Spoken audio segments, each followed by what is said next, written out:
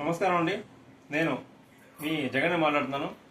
ఇవాళ మా ఇంట్లో సండే స్పెషల్ చూపిస్తాను. ఏంటి రండి. చికెన్ బిర్యానీ, రసం,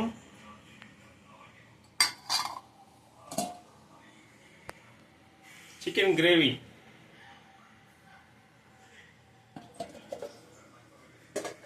వైట్ రైస్, ఆనియన్, పెరుగు పచ్చడి.